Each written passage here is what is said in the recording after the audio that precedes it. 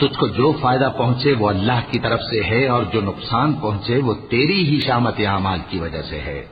اور اے نبی، ہم نے تم کو لوگوں کی ہدایت کے لیے پیغمبر بنا کر بھیجا ہے، اور اس بات کا اللہ ہی گواہ کافی ہے۔ جو شخص رسول کی فرما برداری کرتا ہے تو بے شک اس نے اللہ کی فرما برداری کی، اور جو نافرمانی کرے تو اے پیغمبر تمہیں ہم نے ان کا نگہبان بنا کر نہیں بھیجا۔ اور یہ لوگ منہ سے تو کہتے ہیں کہ آپ کی فرما برداری دل سے منظور ہے، مگر جب تمہارے پاس سے چلے جاتے ہیں تو ان میں سے بعض لوگ رات کو تمہاری باتوں کے خلاف مشورے کرتے ہیں، اور جو مشورے یہ کرتے ہیں اللہ ان کو لکھ لیتا ہے۔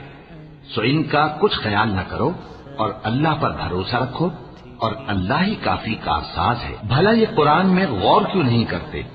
اگر یہ اللہ کے سوا کسی اور کا کلام ہوتا تو اس میں وہ بہت سا اختلاف پاتے، اور جب ان کے پاس امن یا خوف کی کوئی خبر پہنچتی ہے تو اسے مشہور کر دیتی ہیں، حالانکہ اگر اس کو پیغمبر اور اپنے ذمہ داروں کے پاس پہنچاتے تو تحقیق کرنے والے اس کی تحقیق کر لیتے، اور اگر تم پر اللہ کا فضل اور اس کی مہربانی نہ ہوتی تو چند آدمیوں کے سوا تم سب شیطان کے پیرو ہو جاتے۔ سو اے پیغمبر اللہ کی راہ میں لڑو، تم اپنے سوا کسی کے ذمہ دار نہیں ہو، اور مومنوں کو بھی ترغیب دو۔ قریب ہے کہ اللہ کافروں کی لڑائی کو بند کر دے، اور اللہ شدید ترین جنگ کرنے والا ہے اور سزا دینے کے لحاظ سے بھی بہت سخت ہے۔